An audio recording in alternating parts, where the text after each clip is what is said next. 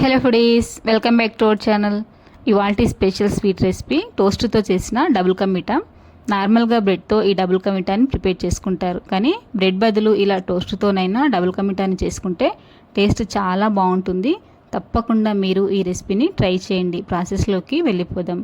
ఛానల్ని first time చూస్తున్న వారైతే సబ్స్క్రైబ్ చేసుకోండి.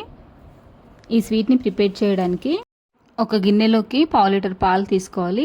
ఈ పాలను బాగా మరిగించి చిక్కగా అయ్యే వరకు ఇలా స్పూన్తో కలుపుకుంటూ పాలు చిక్కగా అయ్యే వరకు మరిగించుకొని పాలను పక్కకు పెట్టేయాలి. ఆ తర్వాత ఏ బ్రాండ్ టోస్ట్లోనైనా ఇలా 10 టోస్ట్ల వరకు తీసుకొని ఈ టోస్ట్ని వీడియోలో చూపిస్తున్నట్టుగా ఇలా సగానికి కట్ చేసుకోవాలి. ఈ విధంగా అన్ని టోస్ట్లను కూడా సగానికి కట్ చేసి వీటిని కూడా పక్కకు ఉంచేయాలి. తర్వాత స్టవ్ పై ఇలా వెడల్పాటుగా ఉండే ఒక ప్యాన్ని తీసుకొని ప్యాన్ హీట్ అయ్యాక 4 టేబుల్ స్పూన్ల నెయ్యిని యాడ్ చేసుకొని ప్యాన్ అంతా స్ప్రెడ్ అయ్యేలాగా స్పూన్తో స్ప్రెడ్ చేసుకోవాలి. ఇందులోకి కొన్ని కట్ చేసిన డ్రై ఫ్రూట్స్ని యాడ్ చేసుకోవాలి. డ్రై ఫ్రూట్స్ని లైట్గా ఫ్రై చేసి పక్కకు తీసేసి అదే ప్యాన్లోకి మనం ముందుగా కట్ చేసి పెట్టుకున్న టోస్ట్లను ఒక్కొక్కటిగా అన్నిటినీ అడ్జస్ట్ చేసుకుంటూ వేసుకోవాలి. మంటను లో ఫ్లేమ్లో ఉంచి ఈ టోస్ట్లని లైట్గా రోస్ట్ చేసుకోవాలి. ఇలా ఒక సైడ్ రోస్ట్ అయ్యాక మరొక సైడ్కి దీన్ని టర్న్ చేసుకోవాలి. ఇలా 2 సైడ్స్ కూడా టోస్ట్ని లైట్గా రోస్ట్ చేసుకొని పక్కకు పెట్టేయాలి. ఆ తర్వాత మళ్ళీ అదే ప్యాన్ని శుభ్రం చేసి 1/2 కప్ షుగర్ని తీసుకోవాలి.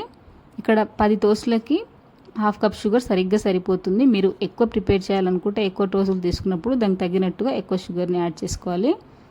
1/2 కప్ షుగర్కి 1/2 కప్ వాటర్ని యాడ్ చేసుకుని చక్కెర పాకాన్ని ప్రిపేర్ చేసుకోవాలి. పాకం మరీ చిక్కగా లేకుండా మరీ పలచగా లేకుండా ఇలా కాస్త స్టిక్కీగా ఉన్నప్పుడు ఇందులోకి కొద్దిగా ఇలాచీ పౌడర్ని కూడా యాడ్ చేసుకొని రోస్ట్ చేసుకున్న టోస్ట్లను ఇందులోకి యాడ్ చేసుకోవాలి. ఈ టోస్ట్లన్నీ చక్కెర పాకాన్ని బాగా పీల్చుకునేలా ఒక సైడ్ ఉడికిన తర్వాత మరొక సైడ్కి టర్న్ చేసుకొని ఇలా 2 వైపులో కూడా చక్కెర పాకాన్ని బాగా పీల్చుకొని టోస్ట్లు మెత్తగా అయ్యే వరకు ఉడికించుకున్న తర్వాత ఇందులోకి ముందుగా వేడి చేసి ఉంచుకున్న పాలను కూడా యాడ్ చేసుకోవాలి.